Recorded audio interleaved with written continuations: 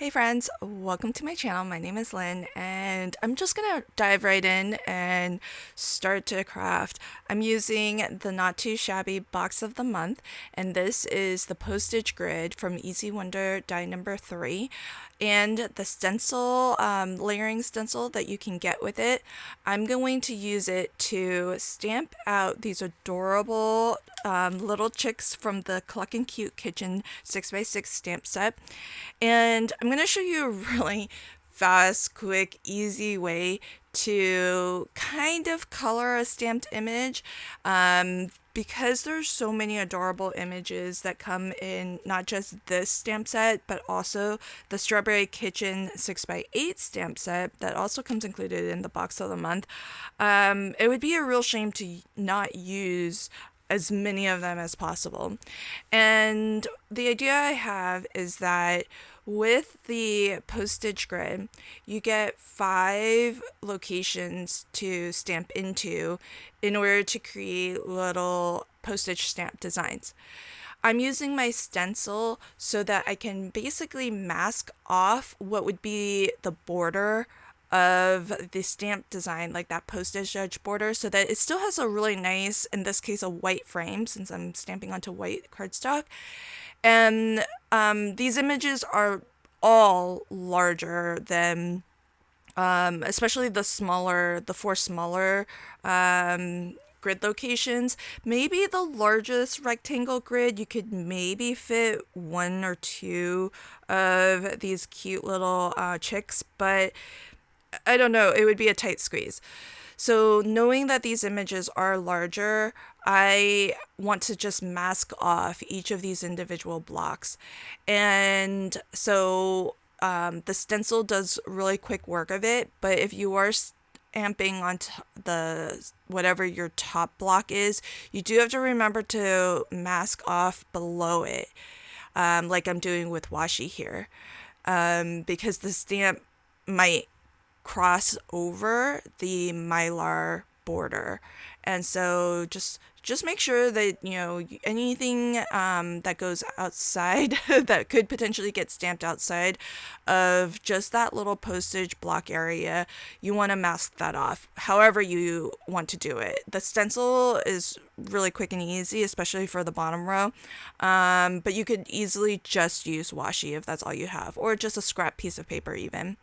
Now, I made a not a fatal mistake, but a mistake. And so avoid this if you were to try this. I use washi to mask off, you know, that bottom border. But I use the same piece of washi tape, which I figured wouldn't be a problem because, you know, stamping on top of it, no big deal. I'm just going to toss the washi anyways. I have no, you know, intent to save it and use it. However, the sticky side of the washi actually picked up some of the ink, and which I didn't think would be a problem because I'm stamping with Memento ink and it's a dye-based ink, which absorbs into your paper as opposed to a pigment ink, which stays sticky on top of your paper. But look at that little black ink smudge on the middle bottom row. I'm betting that was transferred from my washi tape. I must have adhered it pretty quickly after I stamped that first one, that the dye ink didn't even have a chance to like completely absorb and dry. Usually they're pretty fast drying. And in fact, like I've been able to touch a Memento stamped image like pretty soon after and not have it smudge. So it just might be that, you know, with the pressure and the stickiness of a washi tape, that was enough to kind of pick up some ink and transfer it. So, but that's okay. I just won't use that block because I'm not planning on using my postage grid the way that it's laid out. I'm actually going to tear those apart and use them as individual stamps. So that's just another fun way that you can kind of craft with your Easy Wonder die. I know the postage theme is pretty, I feel like it's here to stay. I've seen a lot of different companies have their own variation on postage themed dies and stamps and whatnot. So it's a fun theme to work with. Now I've got some paper here. This beautiful plaid is from the Fresh from the Coop 6x6 paper pad. It just included some scrap solid color cardstock. This is actually one of the new colors from 12 by 12 cardstock. I did a live stream where I swatched all of the 56 new colors. It was kind of fun to do. I like a low key stream like that, and it was a lot of fun just to like hang out and talk crafty stuff with everybody in the live chat.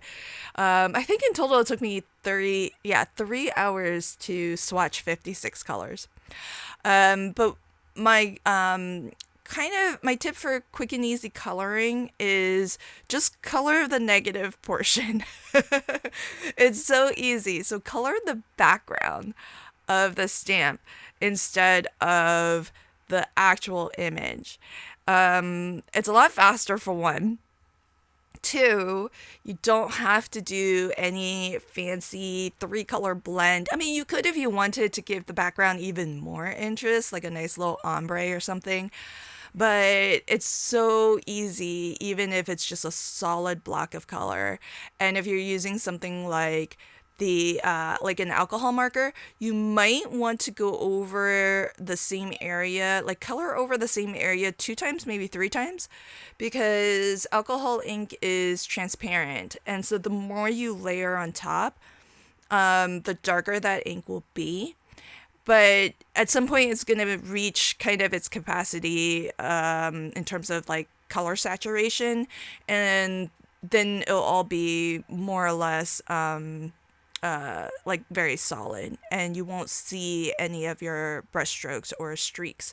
This might be a good opportunity to use that chisel tip too if you want to get some ink flowing through like the chisel tip, because that will with the backgrounds, well, at least some areas are a little bit small. You might want a fine tip or a brush tip, but it's a great way to add some color, not have to stress too much about your coloring expertise or your level of coloring.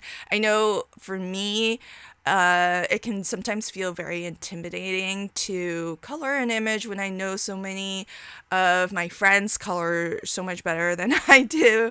But not only that, like these days I'm kind of past that point.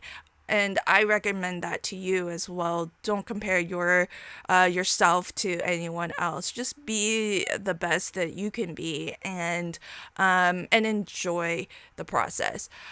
But one fact has still remained, and that is that I'm a slow colorist.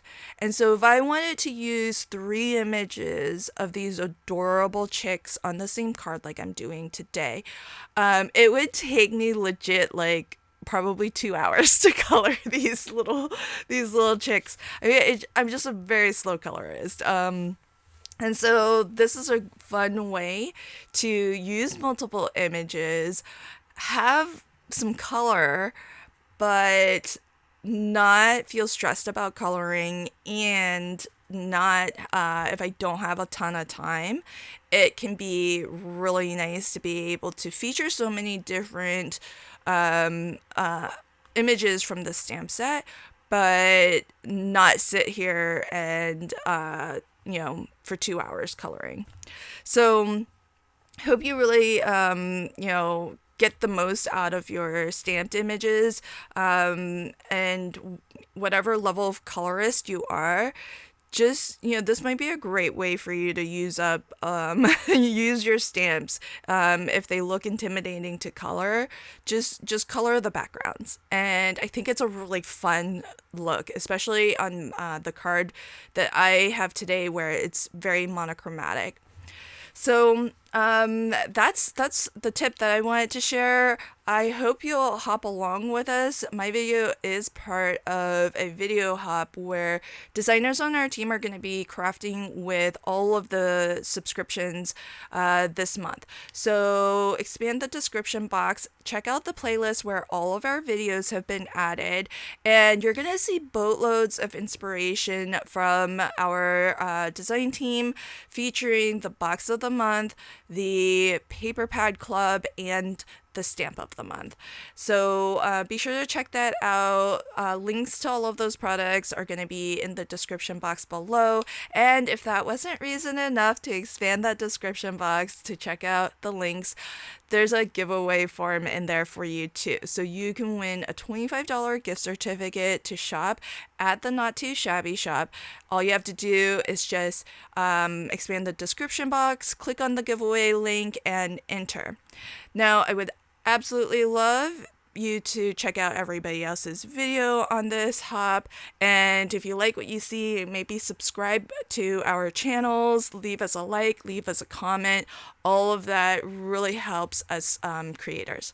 So here's a final look at my cards. I feel like one of those the two of the oranges are a little bit too close in color, so if I had to do it again, I would maybe pick something a little bit more middle ground.